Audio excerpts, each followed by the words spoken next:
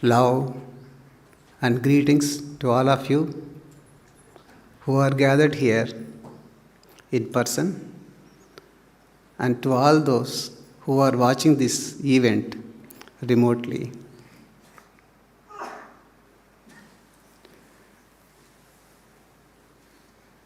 Today's discourse is the 9th in the series of Gita talks based on this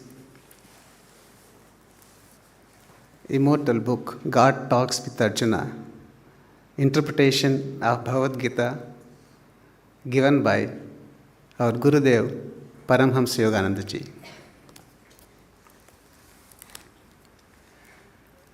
Today's topic is understanding the nature of the soul, as explained by Paramahansa Yogananda Ji.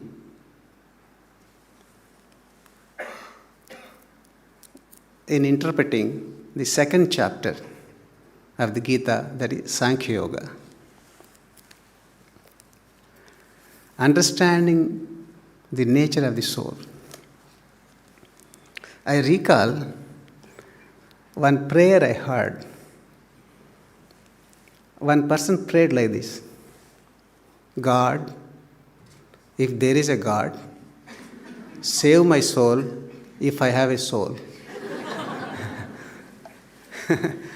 For him, the concept of soul is as mysterious as the concept of God. He is right there using his soul in many ways, but he is not aware of it. That's the topic today. That's the topic. Because most of us think that I am this body. I have this body. No doubt, I have this body. But I also have a mind. And many stop there. We have bodies, minds, and also souls. That we have to do. I have this body. I have a responsibility to take care of this body. Don't you agree? By right diet, right exercise, and the like. When I do that, body in turn gives me health, mobility. And I also have a mind. I have to cultivate my mind by positive thoughts, intellectual pursuits, positive thinking. I have to cultivate my mind. When I take care of my mind like that, in turn, mind gives me intelligence, ability to get along with others, ability to face life's challenges. At the same time, I also have a soul. I have to nourish my soul too. And what is the nourishment for the soul? Meditation, deep contemplation. When I do that, in turn, soul gives me intuition, creativity, unconditional joy, perfect love, and the like. Intuition doesn't come from mind. It comes from soul. It is there. We may not be aware of it. Essentially, we have to acknowledge the existence of the soul, understand the nature of the soul, and fulfill the purpose of life. Acknowledge, understand, and fulfill. That is the topic today of the soul. Otherwise, mankind is so busy in fulfilling the wants of the body and desires of the mind. But we have to realize the needs of the soul and fulfill that. Wants of the body, desires of the mind, and needs of the soul. That is the topic today. Needs of the soul. Acknowledge the existence of soul. One of the aims and ideals of ISS to demonstrate the superiority of mind over body, of soul over mind. Soul is supreme. Body and mind are instruments of the soul. Soul, what is the soul we are talking about? The soul and spirit. Spirit, Paramatma, spirit. And soul, little soul is manifestation, individualized manifestation of the spirit. That is here. Atma, Paramatma. Little soul, and that is soul with capital S, spirit. It's like something similar to wave and ocean. Ocean has become wave. And when we pray for the healing of the soul, we are praying for the healing of this individualized soul immersed in delusion. We pray for the healing of body, healing of mind, and the healing of this soul in delusion. Soul has all the qualities of the spirit because it's an expression, individual expression of spirit. Like wave has all the qualities of sea. But if it has got all the qualities of the spirit, why doesn't express itself in all its glory? That's because the soul is covered by 5 sheaths. There are 5 coverings, known as Annamaya Kosha, that is matter sheath. And then we have Pranamaya Kosha, that is life force sheath. And then Manomaya Kosha, mind cover. Then Jnanamaya Kosha, wisdom sheath. And then Anandamaya Kosha, bliss sheath. And man, being microcosm of the universe, he is covered by all these 5 sheaths, coverings, which is hiding the glory of the soul. One by one, we have to remove these. And by spiritual pursuits, the best way to remove these covers, sheaths, is meditation. Then they get removed. We'll talk about it later, more in detail. And this is not for mere intellectual knowledge, to know that soul exists. By knowing its nature, by identifying with the soul, we live in that perpetual joy. I mean, that is the goal. Why we have to acknowledge the existence of soul? It is to live with the qualities of the soul, which is perpetual joy.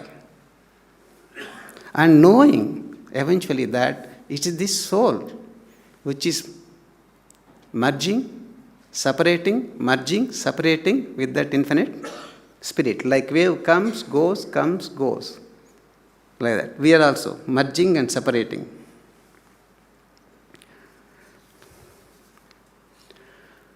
There is one difference between these two, this analogy, wave and ocean, and this soul and spirit. A wave comes and dances for some time as if it has got independent existence and then merges. Then another wave comes. Will we ever say that the same wave has come again? No. Once this wave has merged in the ocean, it's gone. Its identity is gone. But that is not like that with soul. Soul comes out of spirit. We are all existing, and we play the roles as if we have independent existence. And one day we merge. When we merge in God, we don't lose our identity. Again it comes, even after God realization. That's why we say that saint who was already God really in an incarnation, we say that saint reincarnated. We don't say God reincarnated, because that individuality is maintained. Not like a wave which loses its identity completely, it's gone. But here the soul meaning that today we are here. I am sitting here, you are sitting there, and We have individual existence here, no? This is going to be there.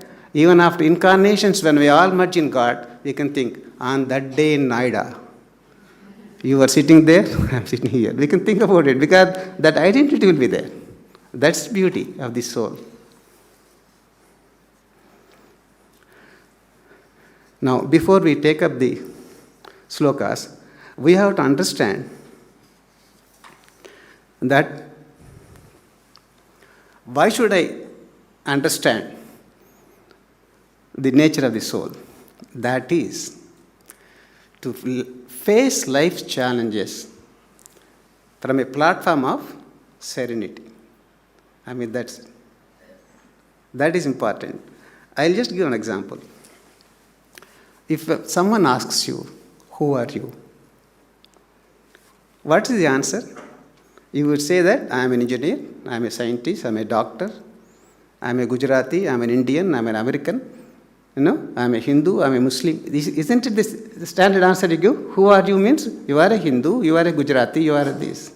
Since I am an Indian, because my consciousness, I so much get attached that if an Indian team loses its cricket match to Australia, I get so much perturbed. Because India, I am an Indian. If at that point, if you assert that Aham Brahmasmi, I am divine. Here are two teams are playing, Team A and Team B. Let me enjoy the skills of these teams. Today this team won. Then there's not much pain. But you are identifying. I mean, that's why, because I'm a Gujarati, anything happens to Gujarat, it's painful. I mean, that's why we have to understand that we are souls beyond all these identifications. We should remember the goal, then not the roles we are playing. That's where the need is there to understand the real nature of the soul. I mean, it doesn't mean that we cannot identify with our roles, but to a certain extent.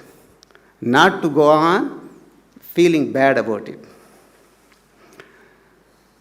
Again, when we understand the nature of the soul, we will not be afraid of death. We will have a better understanding of death as a transformation than annihilation. Death is not annihilation, it's transformation. We understand death as an upward evolution rather than blotting away of our existence. And when we have the right understanding of death, we are not afraid of death. We don't invite death, but we are not afraid of death. Essentially, let's understand that. Acknowledge, understand, and fulfill. Acknowledge. With that essence is important. I would like to share with you a story. About 20 students met after, say, some 15-20 years of their college days. They were all classmates, and they went away in their own way, in different ways. They spent about 15-20 years, successful. Some are not so successful in life. They met together as alumni. They met in the house of a professor, very beloved professor, whom all of them liked so much when they were students. And then we were chit-chatting. Almost everyone expressed difficulties he is facing or she is facing. Difficulties. Not only difficulties, about complaints. World is like this. Society is like this. This is full of disappointments, disillusionments, and cheating, backbiting, this, that. No, so many problems. They went on complaining. The professor, a wise person, he said, okay, let's have some tea. And he arranged a big can of tea, and next to that, a tray containing teacups. And the teacups are not uniform. They were different types of teacups. Some look very nice, elegant. Some are little ugly. even broken a little bit here and there. So different types, good ones as well as ugly ones, they are all there. Then he asked the students, please pick up a cup, then have your own tea. And everyone came forward, one by one, took a cup, tea, went back. After all 20 students have taken their tea and they were sipping, then professor mentioned this.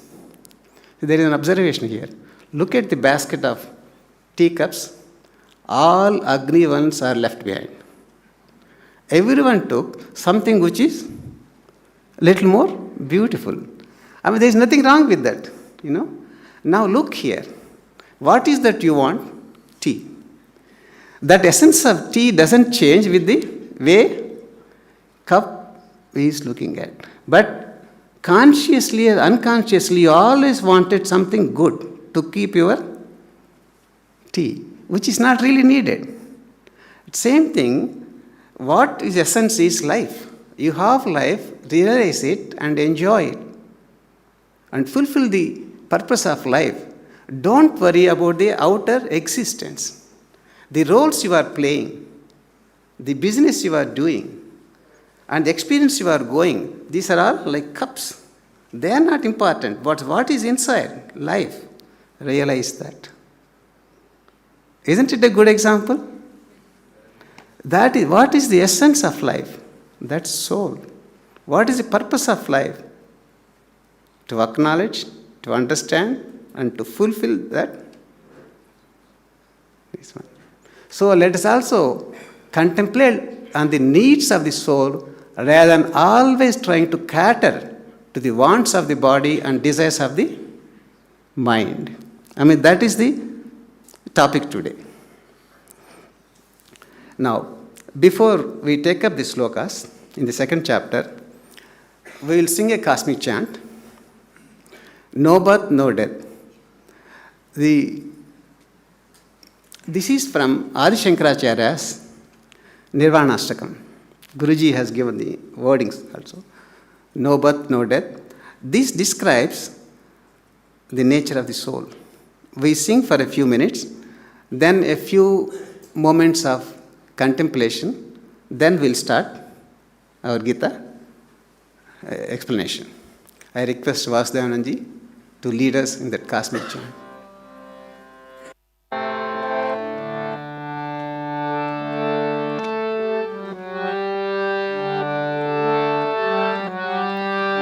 I am He, blessed Spirit, I am He, I am He, I am He, blessed Spirit, I am He, I am He, I am He, blessed Spirit, I am He, I am He, I am He, blessed Spirit, I am He. No birth, no death, no caste have I, no birth, no death, no caste have I. पाद मद है वाइनन, पाद मद है वाइनन.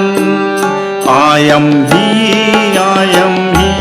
blessed He, I am He,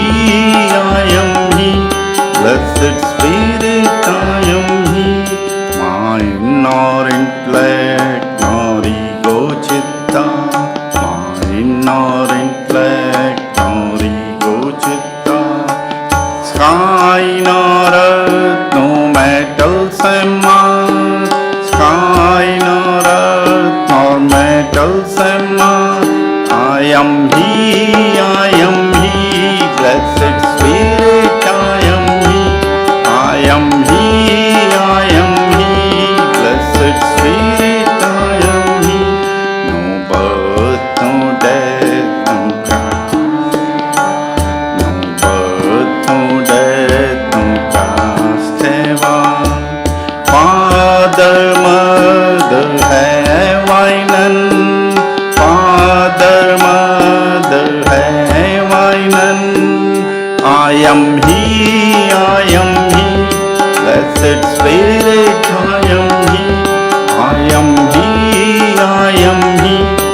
blessed spirit I am he, mind nor intellect nor ego chitta, mind nor intellect nor ego chitta, sky nor earth nor Sama, sky nor earth nor metal Sama, I am he, I am he,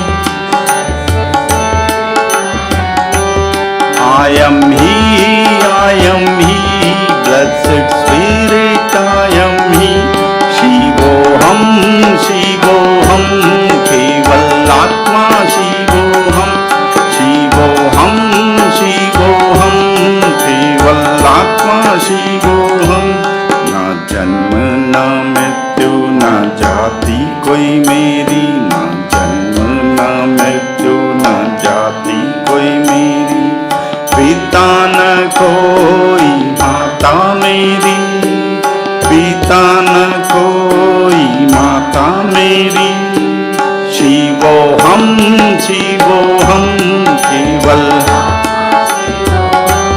शिवोहम शिवोहम केवल आत्मा शिवोहम, मन न बुद्धि अहम न चित्त, मन न बुद्धि अहम न चित्त, नभ न भू न धातु हूँ मैं, नभ न भू न धातु हूँ मैं, शिवोहम शिवोहम केवल आत्मा शिवोहम, शिवोहम शिवोहम केवल आत्मा शिवोहम, ना जन्म ना मृत्यु ना जाति कोई मेरी, ना जन्म ना मृत्यु ना जाति कोई मेरी, पिता न कोई माता मेरी, पिता न कोई माता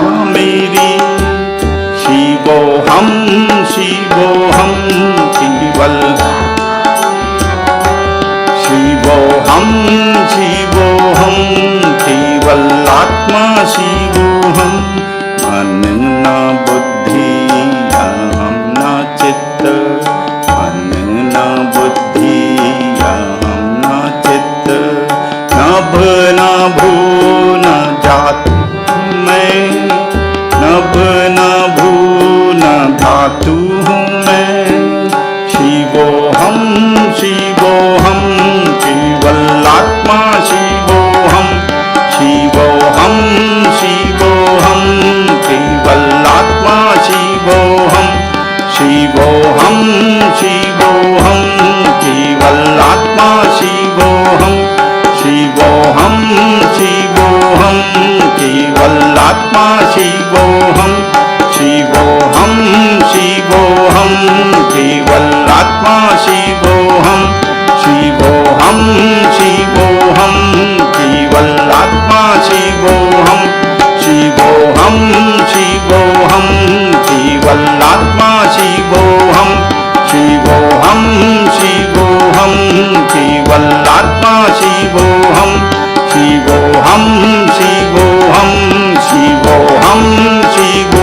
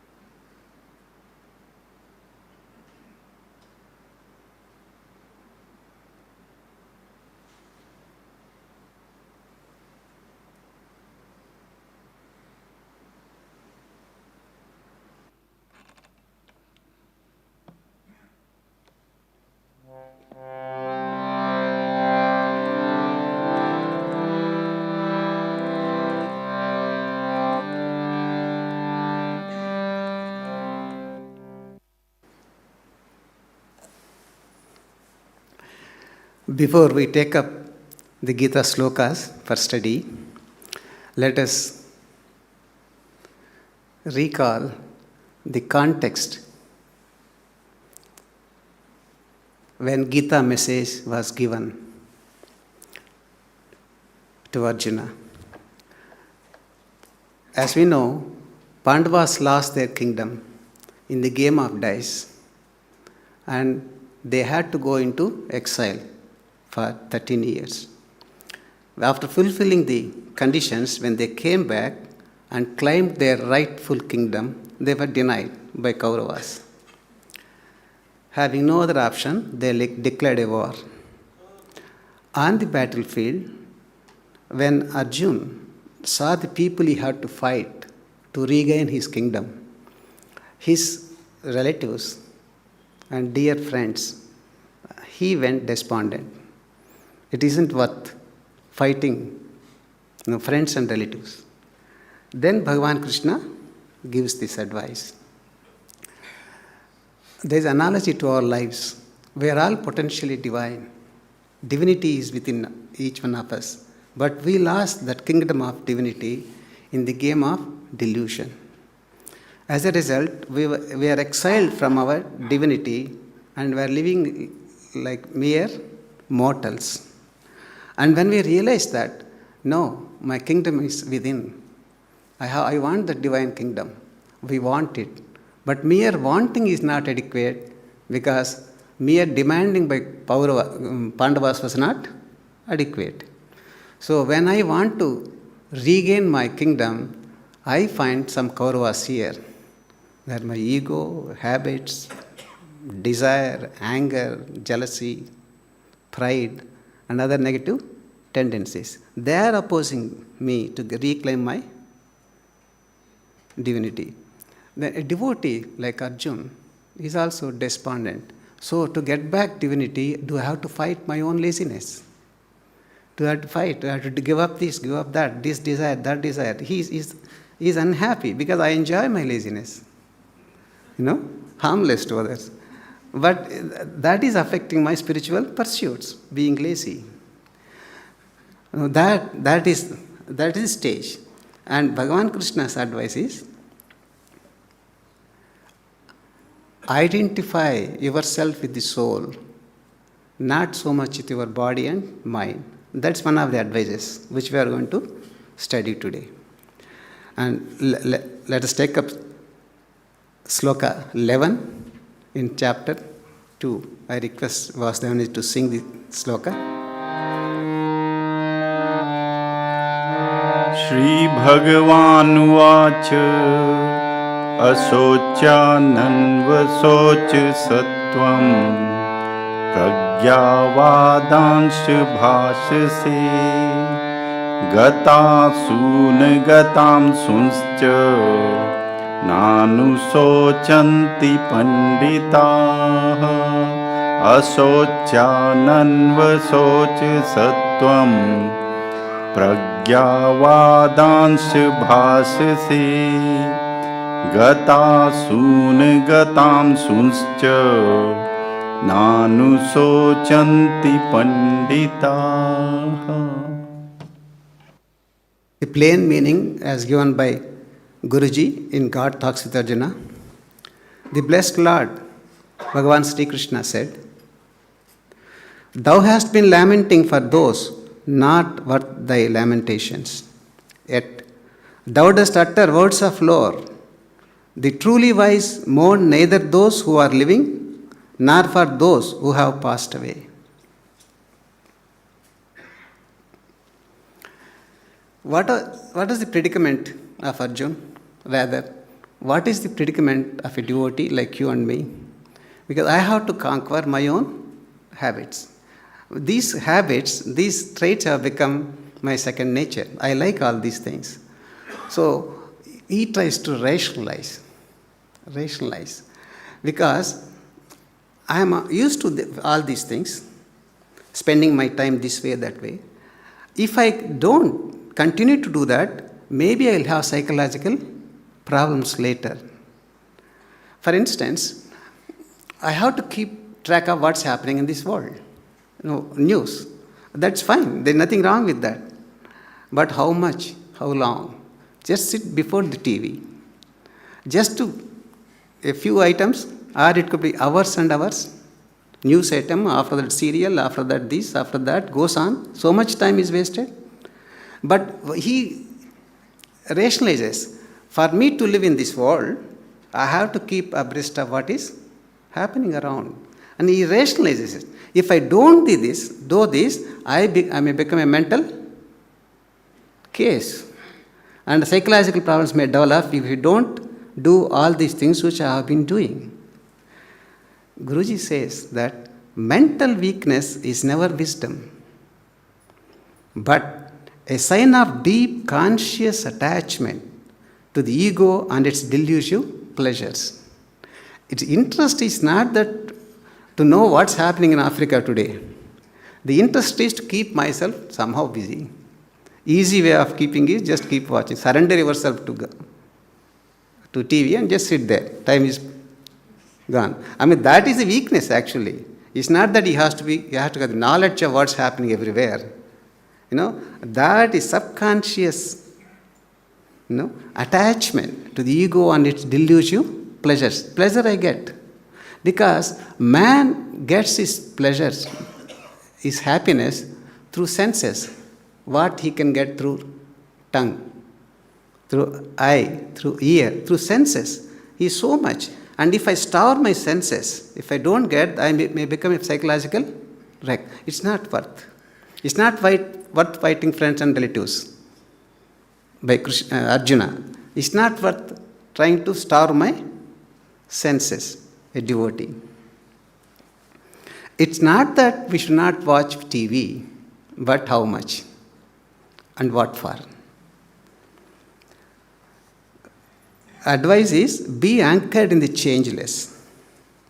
Guruji said, the wise do not indulge in grief for things that are inevitably changeable and evanescent. Those who always weep and complain that life is filled with bitter things reveal the narrowness of their minds. In God's consciousness, all worldly things are trifles because they are not eternal. Trifles, but we are more interested in trifles. Because we saw that analogy, we are more interested in the cup, not so much in the tea, the essence. These are trifles, all the experience we are going through. So weep and complain. Yes, there are instances then we may have to weep. There are instances when we have to complain. It's like that. Life is not smooth. World is not perfect. But how long? It's possible an immature person may think about one incident for days together. And someone may think about it for an hour or two and get out of it. That's a maturity, spiritual maturity.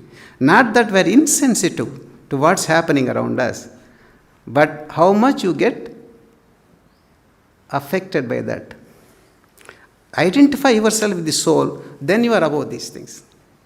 These things affect mind and our body, not so much this one.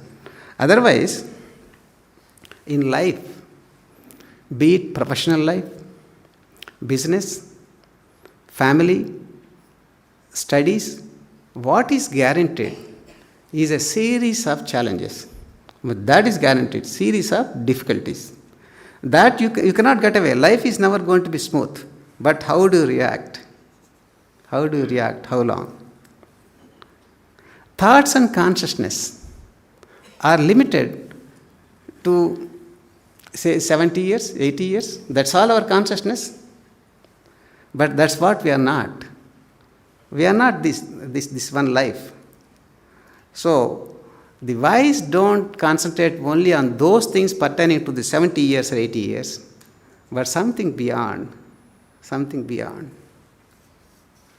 Now let's go to slokas 12 and 13. We take them together.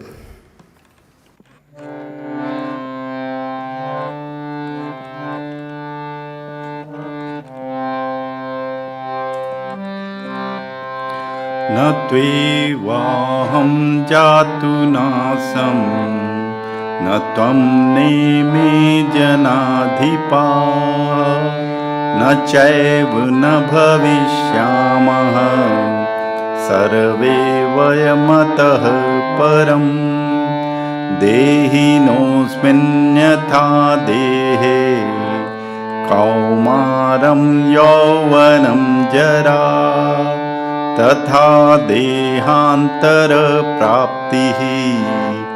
धीरस्तत्र न मुह्यते न त्वेवाहं जातु नासं न त्वं नेमे जनाधिपाः न चैव न भविष्यामः सर्वे वयमतः परम् देहिनोऽस्मिन्यथा देहे कौमारं यौवनं जरा तथा देहान्तरप्राप्तिः धीरस्तत्र न मुह्यते. The plain meaning goes like this. It is not that I have never before been reincarnated, nor thou, nor these other royal ones. And never in all futurity shall any one of us not exist. As in the body, the embodied self passes through childhood, youth, and old age, so is its passage into another body. The wise thereat are not disturbed. The principle of reincarnation. Our existence is not limited only to this one life. If we identify ourselves with the soul. If we identify ourselves with this body, yes, only one life.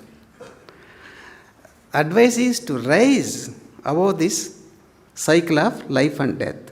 Rise above the law of causation and mortal desires, which keep us into this cycle, always keep us in the cycle of life and death. That is advice.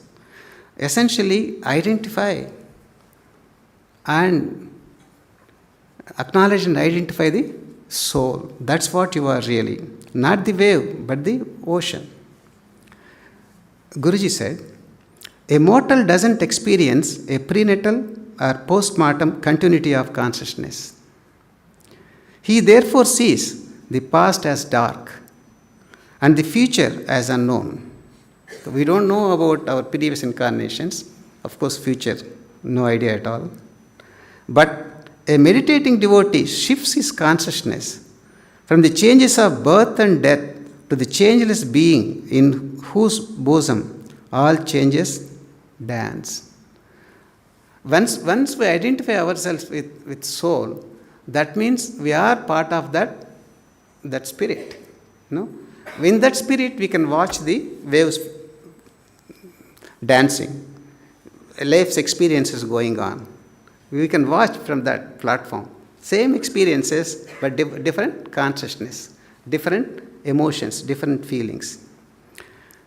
Guruji continues, those who are engrossed in change delusively expect permanent happiness from the changeable sense world.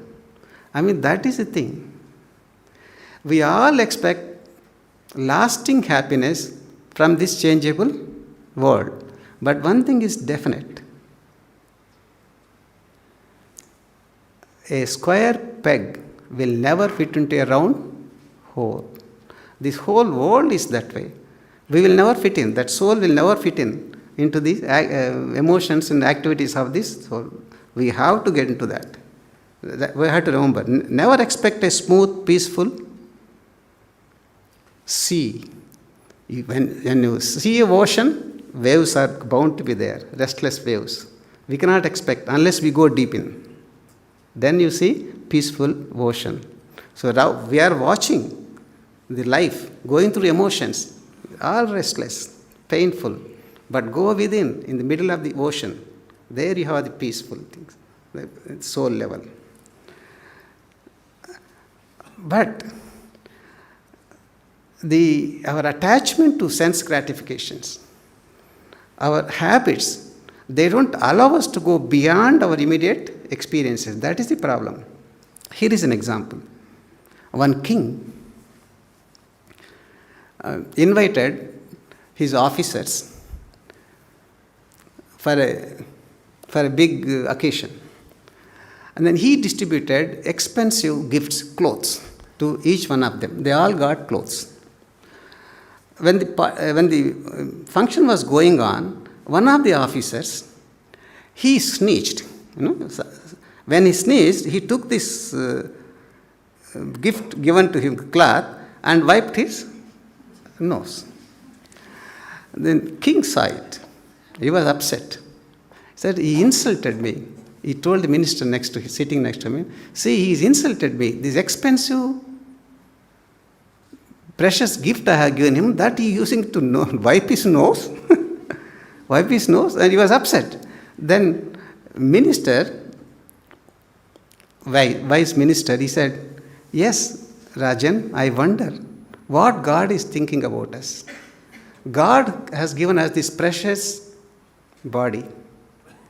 Body has these chakras and spine and sahasrara and all that, But are we making use of the chakras and spine, or are we making use of tongue and ears and eyes?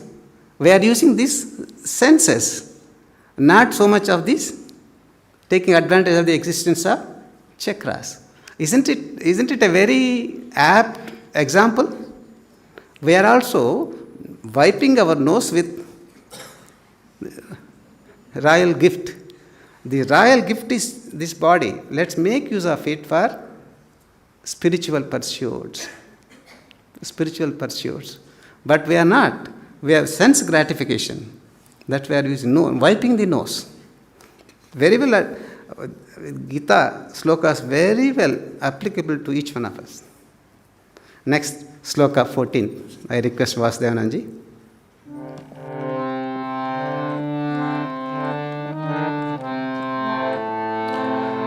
मात्रा स्पर्शास्तु कान्तेय शीतोष्ण सुख दुःखदाः आगमापायिनो नित्या तांस्तिक्ष स्वभारत मात्रा स्पर्शास्तु कान्तेय शीतोष्ण सुख दुःखदाः आगमापायिनो नित्या तांस्तिक्ष स्वभारत. The plain meaning given by Guruji. O Kaunteya, O Arjuna, the ideas of heat and cold, pleasure and pain are produced by the contact of the senses with their objects. Such ideas are limited by a beginning and an end. They are transitory. O Arjuna, bear them with patience. Again, the advice is that we are not the senses. Senses are our instruments. They are our slaves. We are not our senses. That is the central meaning of this.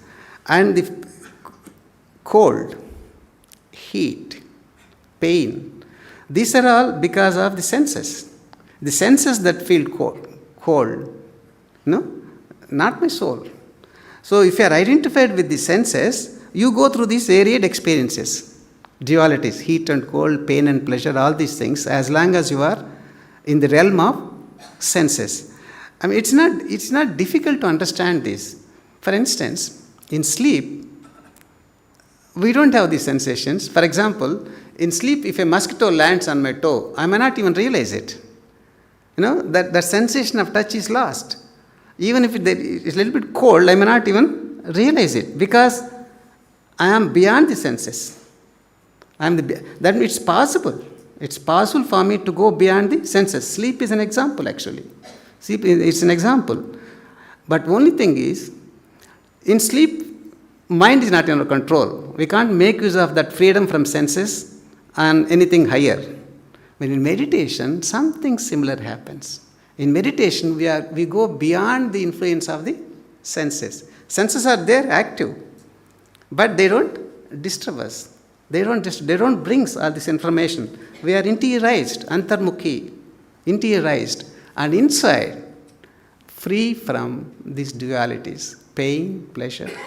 I mean, it's not only physical things, even mentally also. I mean, I can quote my own experience. Sometimes there is something happened, it's painful. Some event has happened that it's not so pleasant thing. Caught up with anxiety. Now what will happen? What's going to be future? Where it will lead to? This anxiety is there. It's something unpleasant experience. It is there. It's real. Then that's at 2 o'clock, at 3 o'clock, 4 o'clock, it's happened all this. Then I go for meditation. And evening at 8 o'clock and 9 o'clock, in that stillness, I bring up this event. Definitely, I bring up this. And same event, it has not changed, no solutions were found, but there is no pain, there is no anxiety, there is no emotion. That event is there, but I am not disturbed. That is because in stillness, born of deep meditation, you are more closer to your soul. Not your likes and dislikes, not your mind. No, you are closer to your soul. You are able to see this. Yes, it is a problem, but there is no pain. No, very objectively you can look at it, not emotionally. That is the beauty of meditation. That is yoga. Going beyond the influence of senses, which eventually leads us to go beyond the influence of the mind too, emotions too. I mean, that is importance of meditation. Because that's where we are getting closer to our soul, which is beyond these dualities. Guruji writes in God Talks with Arjuna, this is about dealing with dualities, pain and pleasure, heat and cold. Man should meet them with an unresponsive state of mind, titiksha. This leads to self-mastery and to the ultimate knowledge that material objects or sensory stimuli possess no inherent power over man. This is what Krishna is stressing in this sloka by the use of this titiksha, endurance with firmness of mind. Endurance with firmness of mind. One is meditation, of course. There definitely we go beyond the influence of mind also. Even physically also, we should keep trying to endure. Because we can't expect a smooth life. We can't expect a smooth body that we should never be subjected to any ill health, disease. So, but we should be able to bear even if it is not so healthy. That endurance we have to develop. Again, it's possible. We have the capacity. You have the capacity, I have the capacity. One simple example I can give is this. A village boy playing a game gets hurt. He really got hurt. You know, but he may not care. And he just goes on. That's all. He continues to play, goes home, and he won't even tell parents, and goes gone. It heals. But a boy in city, a city boy, same play, got similar injury. He may not be able to take it so easily. The entire house has to be in turmoil actually. He goes home and this and that, doctor, this, so many things may happen because that endurance level is so low. And immediately he wants this. That means same injury, the two people, they could take in two different ways. I mean, that is the tiksha. We should be able to take life's events, whether physical or mental. We have the capacity. Even the city boy has the capacity, but somehow he is trained that way, immediate relief. That endurance, this, that is the thing. That's the thing. And Guruji also warned us, titiksha means not rashness. We have to be sensible too. Guruji advises, the yoga system of bodily discipline and endurance is not intended to be a method of self-torture, but a necessary mental conditioning for lessening the disturbing effects of sensations by developing the resisting power of mind. That means mind has to develop to bear these dualities, physical pain or mental pain. Some event has happened, something mentally disturbed, but how long? Come out of it. We have the capacity. Remember sleep. If I sleep, it goes anyway. Right now, let it go. Or if I meditate there, definitely I can give it to Guruji and stillness. I don't feel this. Let me be like that even now. And somehow you trick your mind to get out of that anxiety and turmoil emotions. Guruji continues, Titiksha doesn't mean rashness. Continued catering to the sensitiveness weakens the mind, thus nurturing pain and constant mental irritation. Remember, in sleep we don't have these problems. So why not in consciousness?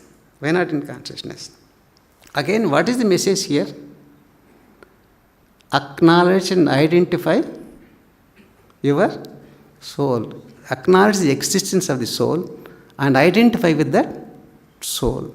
Then we will be able to face this pain and pleasure, heat and cold with equanimity. With equanimity. That's the nature of soul. That's why we have to understand the nature of the soul, not for academic interest, not intellectual satisfaction. So we will be able to put that to use in daily life. I am the soul, not this thing. See, attitudes are more important than facts. Here is a story. One Buddhist monk, he was very sincere in his spiritual practices and other religious duties he had. Once he had some physical problem he developed. Then it was troubling, so he took it easy. Said, it's okay because I have enough reason. So he was skipping his spiritual practices. Little bit, some bahana, you call it, lame excuse. He was doing that. Then one of his duties is to go out for alms, begging. That's one of his duties and systems of that particular ashram. So he went out when he was slightly better, but still he wasn't back to his spiritual routine. When he went to a colony for taking alms, then he saw a group of children playing. The way they were playing, children, they forgot of everything else. They were just jumping and doing this and laughing, shouting each other. All group of children. He was very happy to see that innocent joy on the face of children. When he observed, then he saw one thing there. One girl had only one leg. Other leg, she doesn't have other leg, that amputated. But she was as happy as others in the group. She was also jumping around with her own limitations, doing it. Then it stuck to him. Here is one girl, she is not fully fit, but she is participating as anyone else without caring for her disability. She ignored the disability, she forgot her body, and she is enjoying. Physically, mentally, she is as anyone else. Then why I have some physical difficulty, then I skipped some of my spiritual pursuits, meditation, this, that. No, facts are not important. Attitude is more important. That's good attitude shown by this girl. Why not me? It was an example for him. Actually, it should be an example for you, to you and to me, not for him. We can also find some what we call lame excuses now and then, here and there. There is enough reason to shorten meditation today, or even skip meditation. Guruji will understand. Yeah, he is understanding. So the facts are not as important as attitude. Why you are leaving? Is it laziness? Is it just taking advantage of the permissions you have? Is it? That's it. Why should you leave? Why should you leave? When you have, because I don't skip my meal for any reason. I don't skip my sleep. But when it comes to meditation, there is an option. That's it. That's it. Soul. Are you catering to the wants of the body, desires of the mind, or needs of the soul? We have to do it at some point or other. We have to get serious. Next, I request Vasudevanandaji to take up 15th sloka.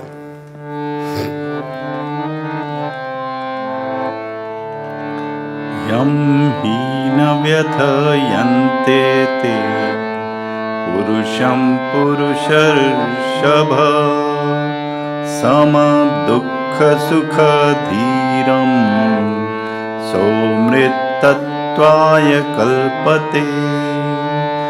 Yam hina vyathayante te purusham purusharshabha sama dukkha sukha dhiram somrittatvaya kalpate.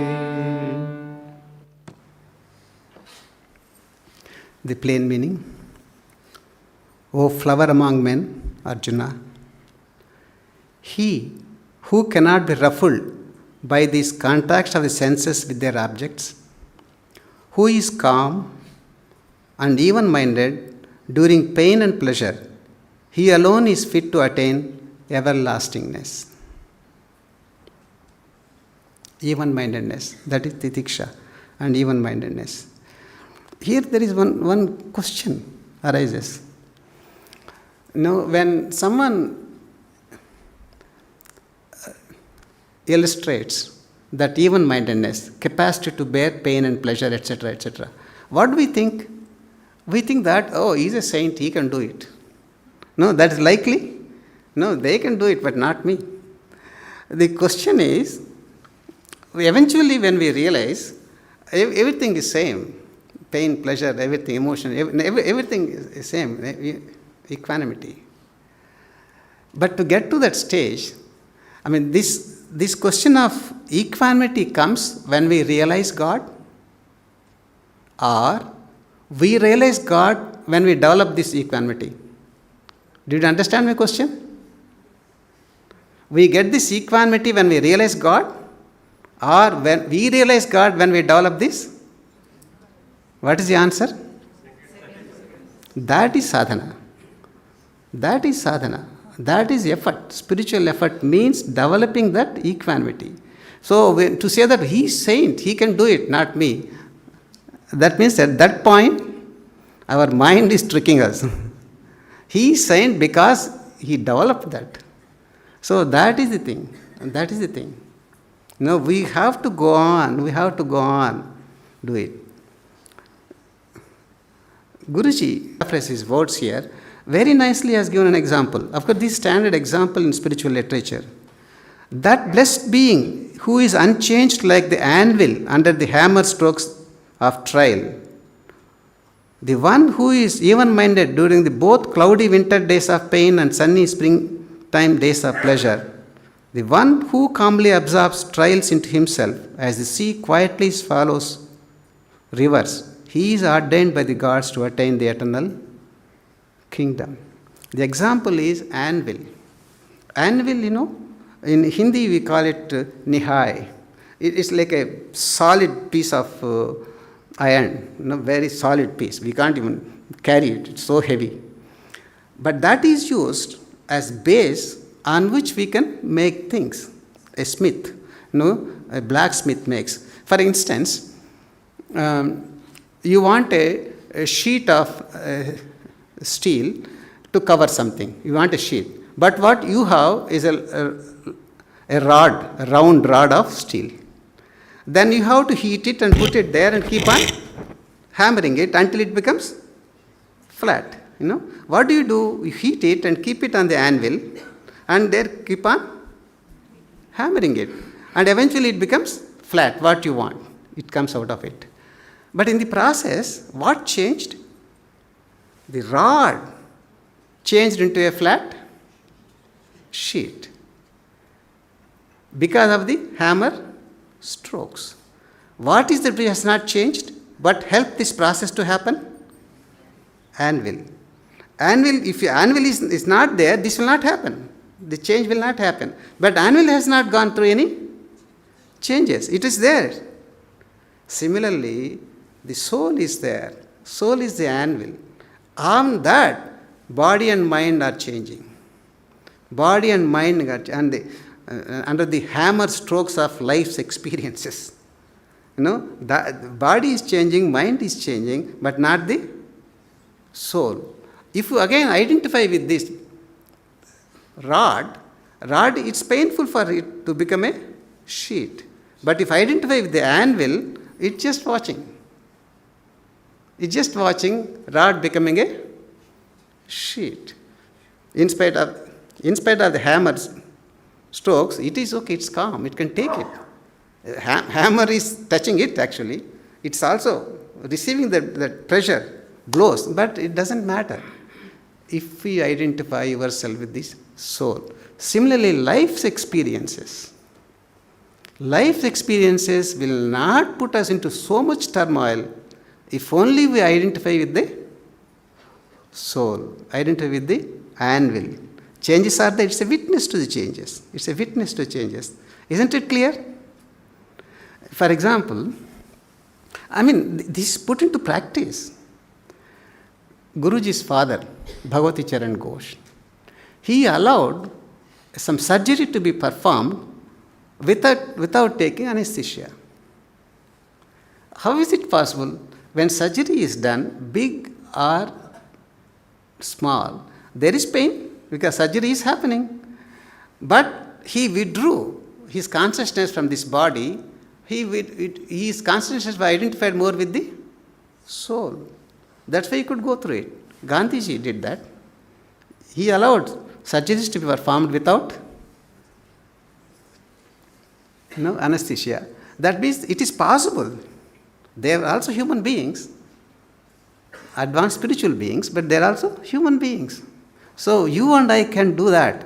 I don't mean that you go through surgery without anesthesia, but it's possible. It's possible. Look at the life of Gandhiji. Look at the life of Bhagavati Charan Ghosh. They have gone through so many life's experiences as most of us also go through. So many families, job, profession, all that they have gone through it. But they have developed that inner association with the soul. That is our soul. It's possible. It's possible. And what is why we are not able to take this? Take these events, heat and cold, pain and pleasure. They come from two things. Because man's likes and dislikes. Man's likes and dislikes is the root cause of all these problems. Likes and dislikes lead to desires. And then the root cause of all these things. We have to go beyond that, likes and dislikes. And something actually youngsters, they don't want to use the word likes and dislikes. Youngsters use, I love it, I hate it. Even further. They want to emphasize, I love it, I hate it. Initially it used to be very little. Why they are hating even for little things? Why should he hate a chocolate? But he hates it, not that he dislikes it. What is happening, the terminology, what is happening here? Love it and hate it. We should not even have likes and dislikes, leave alone hating and loving. So train yourself. Train yourself. Train. Even-mindedness is the key to happiness and peace. Leave alone God realization. Eventually we want God realization. Leave alone God realization, but that even-mindedness is the key to happiness and peace, which we require so much. So it's already time. Let us stop here and we'll continue in the next session. Probably in January we'll have a next session on this topic, understanding the nature of the soul. And just to recall,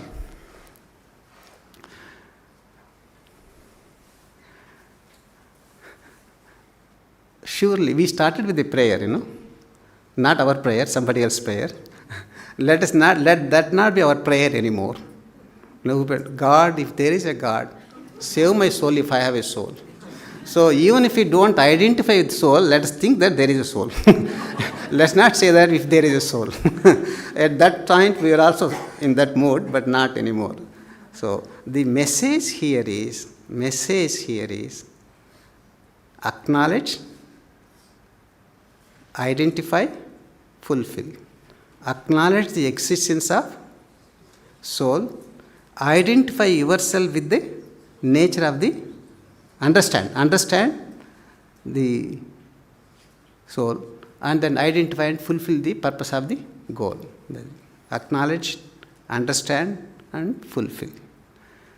Rather than catering to the wants of the body, desires of the mind.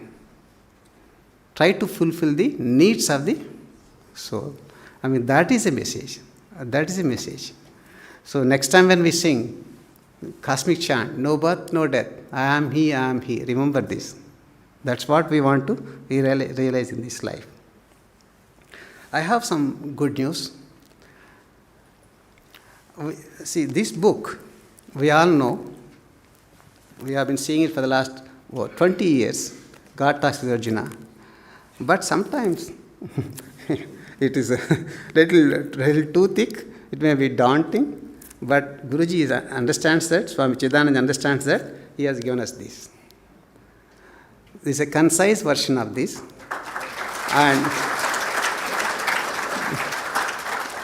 And from today it will be available for all devotees. Just now we are releasing it. This is a concise version of this. Some portions are taken, some slokas are given this. So for inspiration, this is very useful, handy. First of all, we get rid of that fear. It's easy to read, and then we promote ourselves to this. Eventually we come to this, but we can start with this. So this titled, The Yoga of the Bhagavad Gita. This just we extract from this book. So it's available now for everyone. So let's be thankful to our revered President Swami Chidanandaji for making this available, and to all those who worked hard to bring this into our availability. So with this we close our talk. A few moments of silence.